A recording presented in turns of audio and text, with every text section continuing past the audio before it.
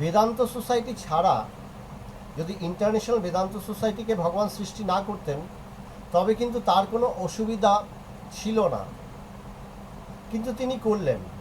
বলছেন যিনি পূর্ণ স্বভাব তিনি কেন হঠাৎ বেদান্ত সোসাইটি সৃষ্টি করতে গেলেন? তিনি তো জানেন যে কোনো কর্ম শুরু করলে সেই কর্ম আমাকে ভোগান্তি এনে দেবে। বলেন জানেন, তা তো তিনি করেন, তাও তিনি করেন। বলেন কেন করেন? বলেন ওটা করতে তার ভালো লাগে, তিনি করুণা পরবশ হয়ে তিনি করেন। বলেন তিনি ভালোবেসে করেন। বলেন ভালোবাসাটা তার স্বভাব, এই করুণা তার স্বভাব, তিনি আমাদের জন্য করবেন এটা তার স্বভাব। আমরা যেমন ভগবানকে কি দেখি, যে ভগবান তিনি মানুষ ছাড়া থাকতে পারেন না। শরীরটা গত কয়েকদিন ধরে, বেশ কিছুদিন ধরেই খারাপ হচ্ছে, ভগবানের শরীরটা একটু খারাপ চলছে, কিন্তু ওই খারাপ শরীরের মাঝখানেও একটু শরীরটা একটু ভালো হলেই, এটা ভগবানকে সবসময় আমরা দেখেছি যে একটু ভালো হলেই তিনি কিন্তু দরজা খুলে দেন, দেখা করেন সবার সাথে। বলেন কিসের জন্য? তাতে তার দুটো নাম বাড়বে, তাকে আরও দুটো মানুষ চিনবে, বা আমরা একটু প্রচার করলে, ভগবানের প্রচার করলে, বেদান্ত সোসাইটি প্রচার করলে, বেদান্ত সোসাইটিতে দুটো মানুষ যুক্ত করলে বেদান্ত সোসাইটি বিরাট বড় হবে, এই স্বার্থ? বলছে না। স্বার্থটা কি? স্বার্থটা হচ্ছে বশিষ্ঠদেবের কথায় বলছেন যে অ্যাকচুয়ালি জ্ঞানী পুরুষ যিনি আত্মতৃপ্ত, আত্মরতি, তিনি পরিপূর্ণ স্বভাব, তার পাপ পুণ্য কোনোটাই নেই। তিনি যখন জগৎ ব্যবহার করেন তার দ্বারাও পাপ এবং পুণ্য দুই সৃষ্টি হয়। যে কোনো কর্মেই ভালো এবং মন্দ ফল দুই সৃষ্টি হয়। কোনো কর্মে ভালো ফলটা বা পুণ্য ফলের আধিক্য, কোনোটায় হয়তো দেখা গেল মন্দ ফল বা পাপের আধিক্য। তো ভালো মন্দ দুই কিন্তু সব কর্মেই আছে। যেমন বললাম যে আমি তৃপ্ত হয়ে ভিখারিদের পয়সা দিচ্ছি, আমি মনে করছি এরাও তো জগন্নাথ প্রভুর দ্বারেই এসেছে, আমি জগন্নাথ দর্শন করে এসেছি, এদেরকে কিছু দিয়ে দিলাম আমার সামর্থ্য অনুসারে। কিন্তু দেখা গেল দিতে গিয়ে আমি তিনজনকে দিতে পারলাম না, সেই তিনজন কিন্তু আমার সাথে বাজে ব্যবহার করলো, আমার মনটা আহত হলো, আমার আঘাত লাগলো যে এত বাজে ব্যবহার করে দিল, যা তা বলে দিল, যা তা শুনিয়ে দিল। বললেন কিছু লোক থাকে তখন পাল্টা রিয়েকশনও দিয়ে দেয়, সেও পাল্টা গালাগালি করে দেয়, হঠাৎ পরিবেশটা একটা বিচ্ছিরি হয়ে যায়। যে এই যে হয়ে গেল, বলেন এই যে পাপ এবং পুণ্য, বলছেন কি আমি যেই চঞ্চল হলাম, আমি পুণ্য করে দেবদর্শন করে পুণ্য অর্জন করলাম এবং আমি সবাইকে দান করছি যখন, তখন কিন্তু আমার পুণ্য ক্রমাগত বৃদ্ধি হচ্ছে।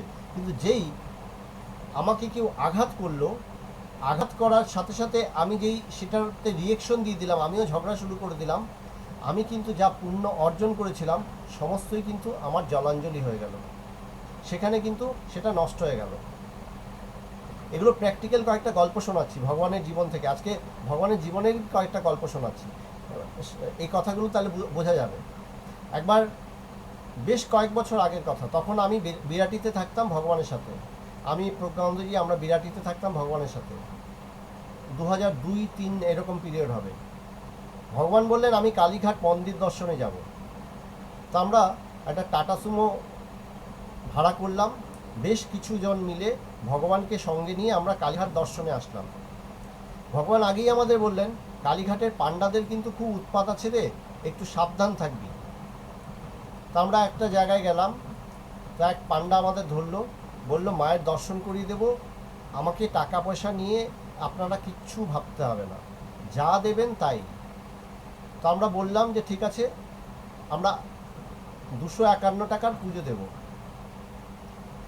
তো সেই পাণ্ডা বললো হ্যাঁ 251 টাকাই, আর আপনাদের কোনো কিছু করতে হবে না, তার মধ্যেই প্রসাদ হবে, তার মধ্যেই মালা হবে, তার মধ্যেই সব কিছু হবে।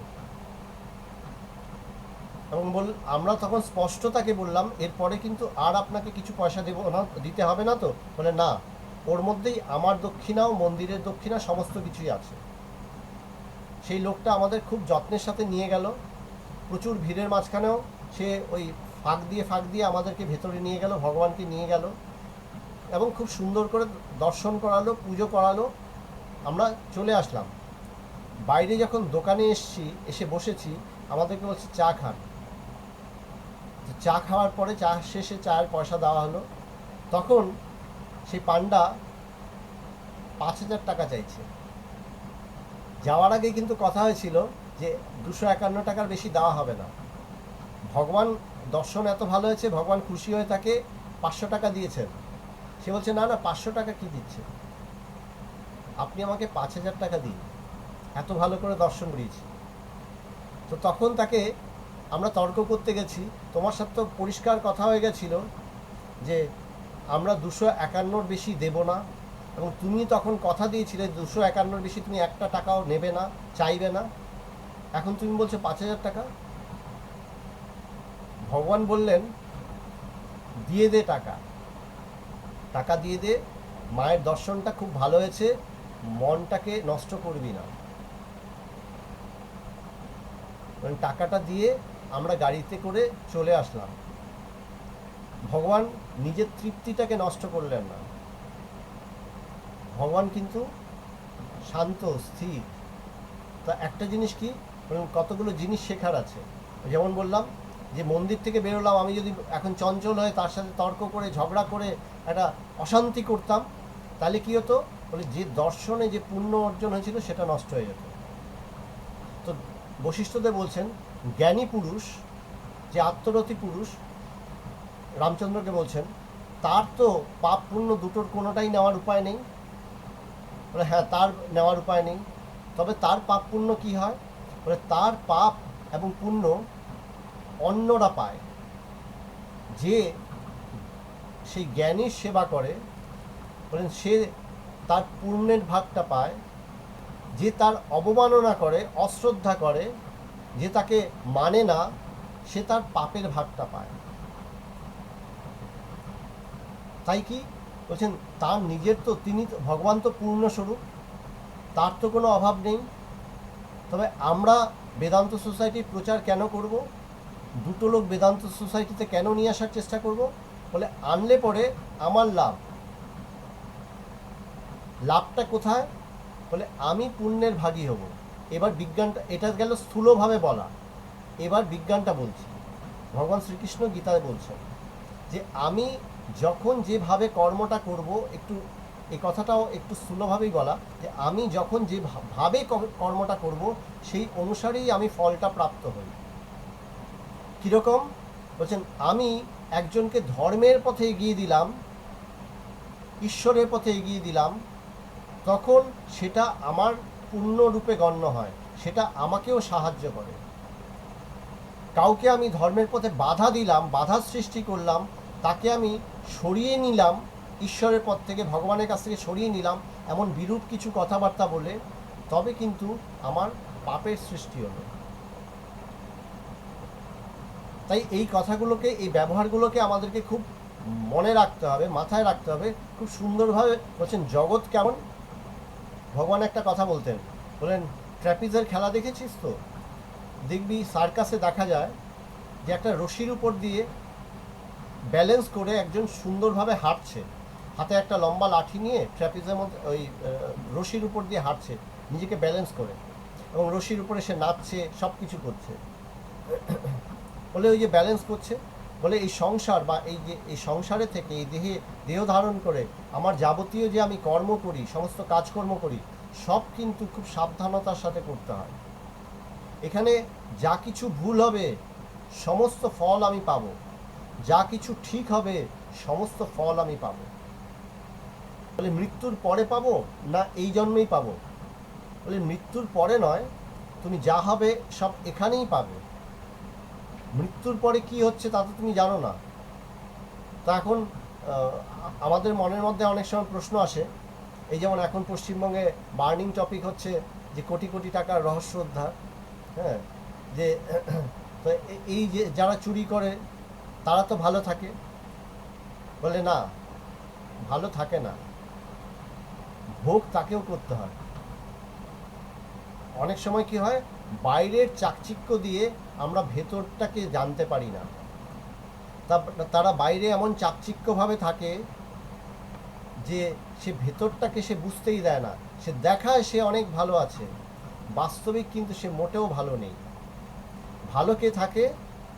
যে শান্তিতে থাকে, যার মনে কোনো দ্বন্দ্ব নেই। বলে আমাদের মনের মধ্যে দ্বন্দ্ব থাকেই।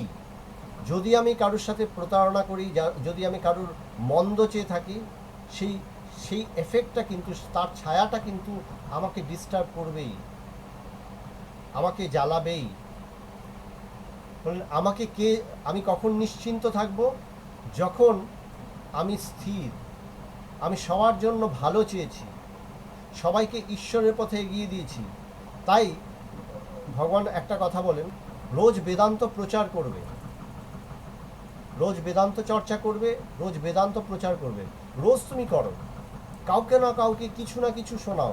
এখন তো আরও সহজ হয়েছে, একটু ফোনেই তুমি কারোর সাথে গল্প করে নাও, কাউকে শোনাও, ঈশ্বরীয় প্রসঙ্গ একটু শোনাও। বলে এতে কি হবে? বলে এই যে তুমি মানুষকে ঈশ্বরের পথে এগিয়ে যাওয়ার জন্য আন্তরিকভাবে চেষ্টা করছো, সে হয়তো বেদান্তের সাথে যুক্তই হলো না, সে হয়তো অন্য কোথাও গিয়ে যুক্ত হলো, কিন্তু তাতে কি? তুমি তো তোমার কাজ করেছো, তুমি তো তাকে ঈশ্বরের পথে এগিয়ে দিয়েছো, তুমি তো তাকে সত্যে দাঁড়াতে সাহায্য করেছো, তুমি তো তাকে ঈশ্বরকে ভালোবাসতে সাহায্য করেছো, সেই ফলটা তোমার অবশ্যই লাভ হবে। বলে এই করতে করতে কি হয়, আমরা যখন এবার আরেকটু গভীর প্রসঙ্গে আসি, আরেকটু সূক্ষ্ম প্রসঙ্গে। আমি যখন মানুষকে ঈশ্বরীয় কথা বলি তখন কি হয়? ঈশ্বরীয় কথা বলতে গেলে আমার বুদ্ধি দিয়ে যখন আমি বলি, তখন আমার বুদ্ধিতেই দেখবে ঈশ্বর সম্বন্ধে ধারণাটা আরও বেশি স্পষ্ট হতে থাকে, ভগবান সম্বন্ধে আমার ধারণাটা আরও বেশি স্পষ্ট হয়, স্পষ্টীকরণ হয়। বলেন এই যে বলা হলো যে আমার পুণ্য লাভ হচ্ছে, পুণ্য ফল পাচ্ছি। পুণ্য ফলটা কি? বলে এই যে ঈশ্বর ধারণা আমার আর স্পষ্ট হচ্ছে। আগে ঈশ্বর চিন্তা আমার সব সময় থাকতো না। যখন বসতাম ঠাকুর ঘরে বসে জপ করছি, তখনও হয়তো আমি ঠিকভাবে ঈশ্বর চিন্তা করতে পারছি না। কিছু কাল অভ্যাস করার ফলে, কিছু কাল মানুষকে বেদান্ত শোনানোর ফলে, ঈশ্বরীয় প্রসঙ্গ শোনানোর ফলে কি হয়েছে? বলে দেখা যাচ্ছে যখন আমি ধ্যানে বসছি তখন ধ্যানটা হচ্ছে, যখন আমি জপ করছি তখন সুন্দরভাবে জপ হচ্ছে, জপের পরে ধ্যান হচ্ছে। বলে এই তো তুমি ফল পেতে শুরু করেছো। আর কি হচ্ছে? বলে আমার কাছে ঈশ্বর ধারণা আরও বেশি স্পষ্ট থেকে স্পষ্টতর হচ্ছে। আগে আমার মধ্যে ধারণাটা, যতকাল আমি ঠাকুর ঘরে থাকতাম ততকাল, বেরিয়ে আসলাম সংসারের মধ্যে, ভুলে গেলাম সব কিছু, সংসারের নানা ঝামেলা ঝঞ্ঝাটের মধ্যে ব্যস্ত হয়ে গেছি, ঈশ্বর চিন্তা আমার মাথা থেকে উড়েই যায়। বলে বোঝে প্রাণ বোঝে যার, এটা কিন্তু কাউকে বলে দিতে হয় না। আমরা প্রত্যেকেই নিজের মধ্যেই কিন্তু কথাগুলো ভীষণ স্পষ্টভাবে বুঝি। আমার কি হচ্ছে আমি কিন্তু জানি, এটা কিন্তু কাউকে দেখাতে হয় না, কাউকে দেখাবার কিছু নেই। প্রত্যেকটা মুহূর্তে আমি বুঝতেই পারি যে আমার এখন ঠিক কি হচ্ছে, আমার অবস্থাটা কি, আমি কিন্তু জানি। মানুষকে আমি যতই মানে অ্যাক্টিং করে আমি দেখাই যে আমি খুব ভালো আছি, ওটা হয়তো সত্য নয়। প্রকৃতই কি আমি ভালো আছি? প্রকৃতই কি আমি ঈশ্বরকে নিয়ে, ভগবানের চিন্তা নিয়ে থাকতে পারছি? বলে যখন আমি প্রকৃতই থাকতে পারি, বলে হাজার বিপদের মাঝখানেও, এমনকি আমার নিজের শরীরও প্রচণ্ড খারাপ হলেও, যখন দেখা যায় আমি ঈশ্বর চিন্তা থেকে কিছুতেই মন নড়ছে না, তখন বুঝবো হ্যাঁ, এবার আমার মধ্যে কিছু আধ্যাত্মিকতা হয়েছে, আমি কিছু আধ্যাত্মিকতা শিখেছি। বলেন এই জিনিসটা কি একদিনে আসে? বলে না, অভ্যাস করতে হয়। বলে অভ্যাসটা কি করে করতে হয়? ওই যে বললাম যে একটু একটু করে, নিত্য প্রতি অভ্যাস। নিজে বেদান্ত চর্চা করো, তারপরে মানুষকে একটু বেদান্ত শোনাও। মানুষকে যখন শোনাবো তখন কি হয়, আমার বুদ্ধিতে একটা ক্রিয়াও হচ্ছে, আমি তাকে শোনাচ্ছি, আমার প্রত্যয়টা দৃঢ় হয়। বলে আমার প্রত্যয় যত দৃঢ় হয়, আমার ভেতরে ভাবটা যত দৃঢ় হয়, তখন কিন্তু আমার মধ্যে ধারণাটাও বেশি বেশি স্পষ্ট হয়। যেমন দেখবে বাচ্চাদেরকে অনেক সময়, বাচ্চারা যখন পড়াশোনা করে, বাচ্চাদের বলা হয় এই জোরে জোরে পড়, চিৎকার করে পড়, তাহলে দেখবি মুখস্থ হয়ে যাচ্ছে। তো জোরে জোরে পড়তে গেলে, চিৎকার করে পড়তে গেলেই দেখা যায় বাচ্চাটা তাড়াতাড়ি মুখস্থ করে নিচ্ছে। বলে রহস্যটা কি? ওই জোরে জোরে করতে গিয়ে তার মধ্যে প্রত্যয়টা দৃঢ় হচ্ছে, সেটার মধ্যে কর্ম প্রবেশ করছে। যত যত কর্ম প্রবেশ করছে ততই মানে ওই ধারণা, বলছেন কর্ম শুধু কর্ম নয়, কর্মের সাথে ওই ধারণাটাকে নিয়ে সে যখন কর্ম করছে, সেই ধারণা দ্বারা আবেশিত হয়ে সে যখন কর্ম করছে, তার কাছে বিষয়টা অনেক বেশি স্বচ্ছ এবং স্পষ্ট হচ্ছে। তো আমাদের কাছেও কি বলেন, ঈশ্বর সম্বন্ধে ধারণা আরও বেশি স্পষ্টীকরণ দরকার, ভগবান সম্বন্ধে ধারণা আরও বেশি স্পষ্টীকরণ দরকার। স্বার্থটা কি? তবে দেখা যাবে আমি ঈশ্বরের মধ্যে আরও ভালোভাবে আছি, ঈশ্বরকে নিয়ে আরও সুন্দরভাবে আছি। তো একটা সুন্দর একটা কথা বলি, কথাটাকে একটু বুঝতে হবে একটু সূক্ষ্মভাবে। যে আমি একটা ফুল দেখলাম, একটা সুন্দর গোলাপ ফুল, একটা সুন্দর গোলাপ ফুল দেখলাম, গোলাপ ফুলটা সুন্দর গন্ধ, খুব ভালো লাগলো, ভেতরে তৃপ্তি হলো। আমি বলবো কি, সাধারণ মানুষ কি বলবে, ওই গোলাপ ফুলটা এত সুন্দর, ভেতরটা প্রাণ ভরিয়ে দিল, তার গন্ধটা এত সুন্দর, প্রাণ ভরিয়ে দিল, চোখ জুড়িয়ে দিল। মানে এখানে আধ্যাত্মিক জগতের পরিভাষা বলছেন, একজন ঋষি বলছেন প্রত্যেকটা জিনিসই তো দৃষ্টিভঙ্গি। তিনি বলছেন কিভাবে দেখবে, বলেন আমার চোখ দিয়ে আমি যখন গোলাপটাকে দেখছি, সেই গোলাপের মধ্যে যে ঈশ্বর আছেন, সৌন্দর্য রূপে যে ঈশ্বর বিরাজ করছেন, তিনি আমার চোখের মাধ্যমে আমার অন্তরে প্রবেশ করলেন। অন্তরে প্রবেশ করে সেই মানে পরিপূর্ণ তৃপ্তস্বরূপ ঈশ্বর আমার মনটাকে ভরিয়ে তুললেন, আমার চোখটা জুড়িয়ে গেল। আমি আমার ঘ্রাণেন্দ্রিয় দিয়ে, নাক দিয়ে, ঘ্রাণেন্দ্রিয় দিয়ে আমি গন্ধ নিলাম, গোলাপের সুন্দর গন্ধ নিলাম। সেই গন্ধরূপী যে পরিপূর্ণরূপী ঈশ্বর আছেন, তিনি আমার ঘ্রাণেন্দ্রিয়ের মাধ্যমে আমার মধ্যে প্রবেশ করে তিনি আমার অন্তরকে ভরিয়ে তুললেন। কোন কথার মধ্যে সত্যতা বেশি? একজন বলবে আমি গোলাপটা দেখে তৃপ্ত হয়েছি, নয়ন জুড়িয়েছে, তার এত সুন্দর গন্ধ ভালো লেগেছে, এটাও একটা জ্ঞান। সেই জ্ঞানটা কিন্তু বস্তু নির্ভর জ্ঞান, আধ্যাত্ম জ্ঞান বা ঋষিজনিত জ্ঞান। কি ঋষি কিভাবে জ্ঞান দিচ্ছেন, তিনি কিভাবে জ্ঞানটাকে ব্যাখ্যা করছেন, সেই একই ঘটনাটা বলছেন, একই কথা বলছেন। তিনি কি বলছেন, ফুলের মধ্যে যে পরিপূর্ণ রূপী ঈশ্বর আছেন, তিনি আমার চোখের মাধ্যমে, দর্শন ইন্দ্রিয়ের মাধ্যমে আমার মধ্যে প্রবেশ করে তিনি আমার মধ্যে তৃপ্তি রূপে বিরাজ করলেন। কোন জ্ঞানটা আমাকে স্থিতি বেশি দেবে, আমাকে বেশি তৃপ্তি দান করবে? অবশ্যই এই ঋষি প্রদত্ত এই জ্ঞান। আধ্যাত্মিকতার বৈশিষ্ট্য কি? এই বেদান্ত চর্চার বিশেষত্ব কি? বিশেষত্ব হচ্ছে প্রত্যেকটা মুহূর্তে আমাকে অদ্ভুতভাবে সে তৃপ্ত করে, পরিতৃপ্ত করে, আমার জীবনটাকে পরিপূর্ণতার দিকে নিয়ে যায়।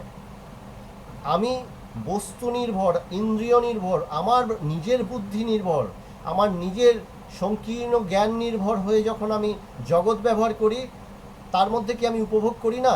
বলছেন আমি যখন গোলাপটাকে দেখে ভালো লেগেছে, আমি অবশ্যই উপভোগ করেছি। বলে উপভোগ করেছো, কিন্তু তার স্থায়িত্ব কতটা, তার তৃপ্তি কতটা?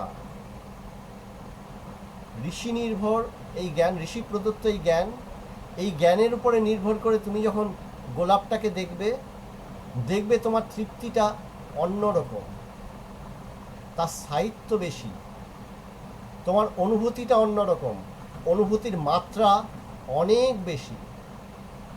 তাই বাস্তবিক যারা জীবনকে উপভোগ করতে চায়, যারা জীবনটাকে এনজয় করতে চায়, তাকে কি করতে হবে? বলে তাকে আধ্যাত্ম চর্চা করতে হবে, তাকে ঈশ্বর নিয়ে চর্চা করতে হবে, বলে তাকে বেদান্ত চর্চা করতে হবে। বেদান্ত আমাদেরকে কি করে? আমাদের জীবনটাকে সংগঠিত করে, সুন্দর করে গড়ে তোলে, আমাদের প্রত্যেকটা কাজকর্মকে নিয়ন্ত্রিত করতে সাহায্য করে।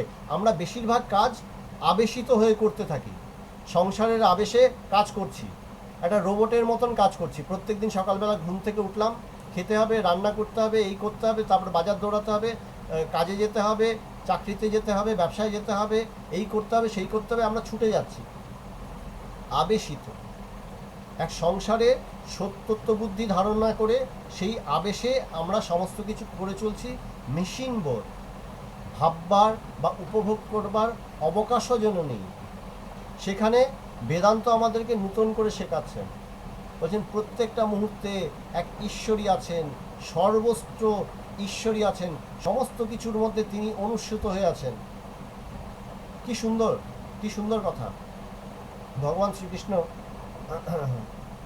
গীতায় বলছেন যে আমি আমি এই এই ত্রিগুণাত্মিকা মায়া রচনা করে, এই ত্রিগুণাত্মিকা মায়ার দ্বারা আমি এই সৃষ্টি রচনা করে এর মধ্যে এই প্রত্যেকটা জিনিসের মধ্যে, প্রত্যেকটা বস্তুর মধ্যে, প্রত্যেকটা বিষয়ের মধ্যে আমি সমস্ত কিছুর মধ্যে অন্তর্যামী রূপে অনুস্যূত হয়ে আছি।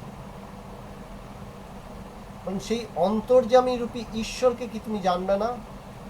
সেই নারায়ণকে কি আমি, সেই নারায়ণ রূপী তিনি তাকে ধারণ করে আছেন।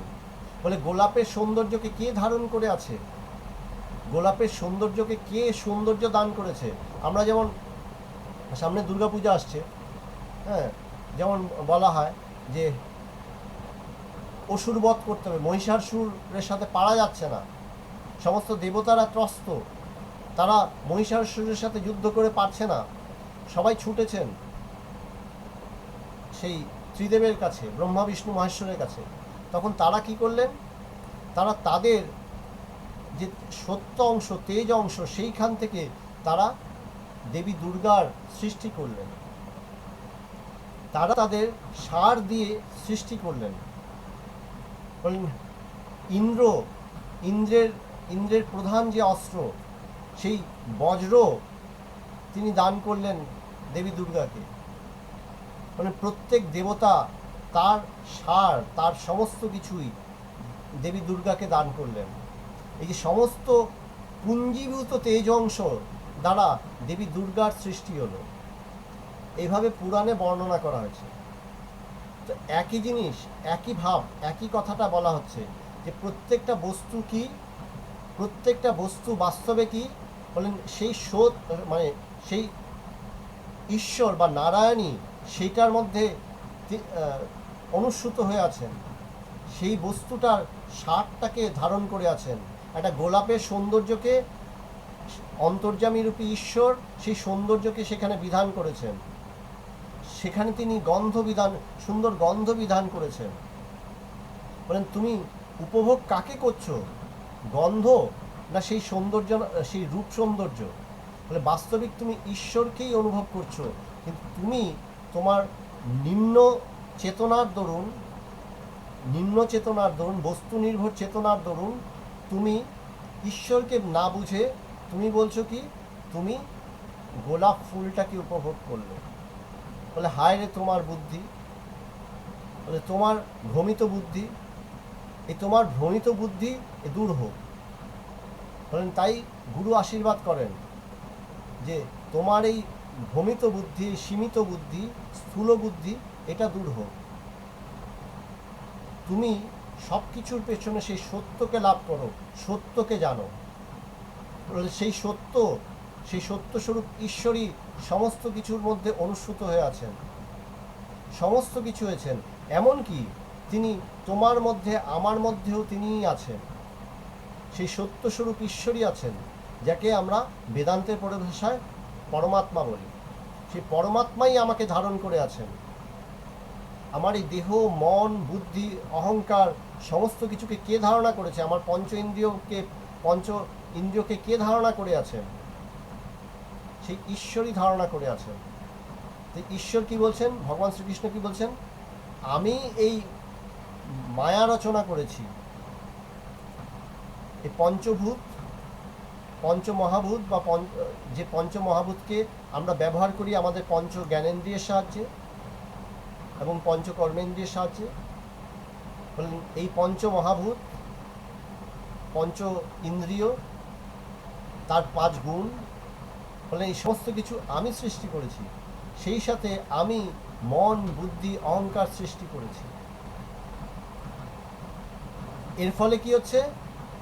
জীব সবাই এই মায়ার ফাঁদে পড়ে নিজেকে আটকে ফেলেছে, বেঁধে ফেলেছে। সে সত্যরূপী আমাকে জানতে পারে না। আমি কিন্তু সবার ভেতরে অনুসূত হয়ে আছি, সত্য স্বরূপে অনুসূত হয়ে আছি। কোথাও আমি সৌন্দর্য রূপে প্রকাশিত, কোথাও আমি গন্ধরূপে প্রকাশিত। যেমন গীতার বিভূতি যুগে যদি দেখো, বিভূতি যুগে ভগবান শ্রীকৃষ্ণ বলছেন সমস্ত পর্বতের মধ্যে আমি হিমালয়, সমস্ত হাতিদের মধ্যে আমি ঐরাবত। মানে যা কিছু মহান, যা কিছু শ্রেষ্ঠ বলছেন তা আমি হয়েছি। তার মানে কি অশ্রেষ্ঠগুলোতে তিনি নেই, বলেন তাতেও আছে, কিন্তু যেটা শ্রেষ্ঠ সেখানে প্রকাশটা বুঝতে আমাদের সুবিধা, সেখানে আমার ধারণা করতে সুবিধা। বলে পাথর তো সবই, শিবলিঙ্গও পাথর, কিন্তু শিবলিঙ্গটা একটা বিশেষ পাথর, সেখানে আমার ঈশ্বর বুদ্ধি আরোপ করতে সুবিধা। তাই সেখানে আমি ঈশ্বরকে দেখতে পাই, সহজেই দেখতে পাই। তাই বলছেন প্রত্যেকটা জিনিসের মধ্যে এক ঈশ্বরই আছেন, এক পরমাত্মাই আছেন। পরমাত্মাই তিনি নানান রূপে নানান কিছু যেন হয়েছেন। তিনি কোথাও সৌন্দর্য রূপে প্রকাশিত, তিনি কোথাও গন্ধ রূপে প্রকাশিত, তিনি কোথাও তেজ রূপে প্রকাশিত। নানানভাবে তিনি নিজেকে বিবর্তিত করেছেন। বলেন সত্য কি? বলেন আমি সেই পরিণামরূপী মায়ার দ্বারা আবদ্ধ হয়ে সেখানে সেই পরিণামরূপী মায়াকেই জানি। আমি সেই সত্যরূপী ঈশ্বরকে বা ব্রহ্মকে বা আত্মাকে কখনোই জানতে পারছি না। বলে কিভাবে জানবো? বলে তার শরণাগত হবে, ঈশ্বরের শরণাগত হবে। বলে ঈশ্বরের শরণাগত কিভাবে হব? বলে নিত্য প্রতি অভ্যাস। ওই যে ভগবান বললেন রোজ বেদান্ত চর্চা করো, রোজ বেদান্ত প্রচার করো।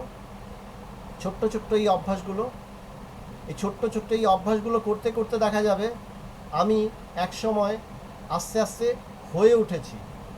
যে ঈশ্বর চিন্তা করা এত কঠিন বলে বোধ হচ্ছিল, একটু সামান্য জব করাও আমার কাছে ভীষণ কঠিন বলে বোধ হচ্ছিল, এক মনে আমি জব পর্যন্ত করতে পারছিলাম না, তাও যেন ভীষণ সহজ হয়ে গেল।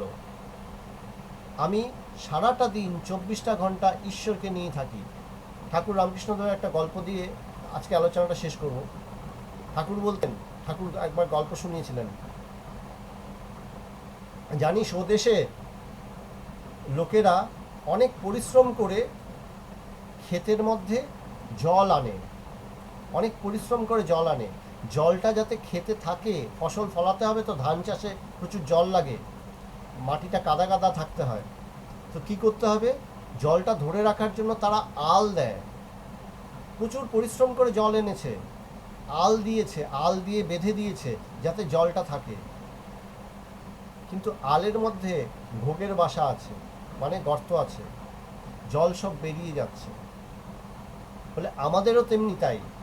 তো ঠাকুর বলছেন এই বাসনা হচ্ছে, জগৎ বাসনা হচ্ছে এই ঘোগ, যা আমাকে ফুটো করে দিচ্ছে, যা আমার ঈশ্বর চিন্তা জমতে দিচ্ছে না। ধ্যানে বসলাম, কিন্তু সংসার বাসনাটা এত প্রবল, জগৎ বাসনা এত প্রবল, ধ্যানটা হচ্ছে না, জবটা পর্যন্ত করতে পারছি না। বলে এই ঘোগ, বলে এটাকে বন্ধ করতে হবে। বলে কিভাবে বন্ধ করব? বলে তোড়জোড়ের সাথে লেগে যাও। বলে তোড়জোড়ের সাথে লেগে যাও। বলে কিভাবে লাগবো? বলে ভগবান বলেন এই তোড়জোড়টা কি জানিস? এই হচ্ছে Vedanta society, international Vedanta society. এখানে তোড়জোড়ের সাথে লেগে যাও। বলে কিছু না কিছু সবসময় একটা প্রোগ্রাম বানাও, প্রত্যেক মাসে কিছু না কিছু প্রোগ্রাম বানাও। এই তো আগস্ট মাস আসছে, আগস্ট মাসে জন্মাষ্টমী, বলে প্রোগ্রাম বানাও। বলে আমার বাড়িতে আমি অনুষ্ঠান করব। বলে বাড়িতে করো, আবার বেদান্ত সোসাইটিতেও করো। বলে কেন? বলে বাড়িতে করলে না তোমার একটু স্বার্থবুদ্ধি থাকবে, যেমন বেদান্ত সোসাইটিতে করবে ওখানে দেখবে স্বার্থবুদ্ধিটা অতটা কাজ করবে না। ধরো সবাই মিলে তালের বড়া বানালে, তালের বড়াটা এক জায়গায় অনুষ্ঠানটা ঠিক হলো যে আজ এইবার এইখানে অনুষ্ঠান হবে, এর বাড়িতে হবে। বলে সমস্ত তালের বড়া এনে যখন ঢালবে দেখবে সব মিশে গেছে। কোনো বড়া বেশ সুন্দর হয়েছে, কোনো বড়া একটু নরম হয়েছে, কোনো বড়া কড়কড়ে হয়েছে, কিন্তু কি সব মিলেমিশে একাকার। বলে নিজের করলে তখন অতটা একাকার হওয়া যায় না। তথাপি কি সময় সুযোগের সদ্ব্যবহার করতে হয়। যেমন বললাম, ভগবানের ছোট্ট গল্প দিয়ে শুরু করলাম। ভগবানকে সারা জীবন দেখেছি, একটা সুযোগও তিনি ছাড়তেন না। রিক্সায় উঠেছেন, রিক্সাওয়ালা মুসলিম, বাংলাদেশি মুসলিম, তার সাথে তার ভাষায় গল্প শুরু করেছেন। তোমার বাড়িতে কি, কে আছে, এই গল্প করতে করতে তাকে একটা ভালোবাসার স্পর্শ দিচ্ছেন। সে রিক্সাওয়ালা বলতে বাধ্য হচ্ছে, এমন মানুষ আমি পাইনি, কত লোককেই তো নিয়ে যাই। ভগবান তাকে শেখাচ্ছেন সবার মধ্যে সেই একই ভালোবাসা আছে, কিন্তু চন্দন কাঠটা একটু ঘষতে হয়, বাবু তোমার মধ্যেও আছে। রিক্সাওয়ালাকে বলছেন তোমার মধ্যেও সেই একই ভালোবাসা আছে। কেউ তোমাকে ভাড়া একটু কম দিলে তুমি তাকে মিষ্টি করে বলো, অনেক পরিশ্রম হলো, একটু যদি বেশি দেন তুমি পেয়ে যাবে। তুমি তার সাথে তেড়ে ঝগড়া করো, সেও তোমার সাথে ঝগড়া করবে, ঝগড়া করে তুমি পয়সাটা পেলেও তুমি তৃপ্তি পাবে না। ভগবান তাকেও শেখাচ্ছেন, ধর্ম শেখাচ্ছেন। ভগবান সবাইকে এগিয়ে দিচ্ছেন।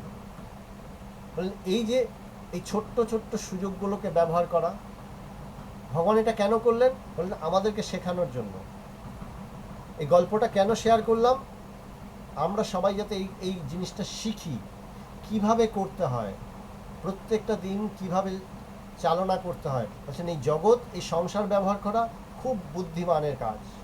ওই ট্র্যাপিজে ব্যালেন্স করার মতন, একটা রশির উপর দিয়ে হাঁটার মতন। এখানে খুব বুদ্ধির সাথে আমাকে চলতে হবে। বুদ্ধিটা কি স্থির রাখতে হবে এক জায়গায়, ঈশ্বর চিন্তায়। ঈশ্বর চিন্তাকে সবসময় ধরে রাখতে হবে, সবসময় ধরে আমাকে চলতে হবে। এই যেভাবে আমি করি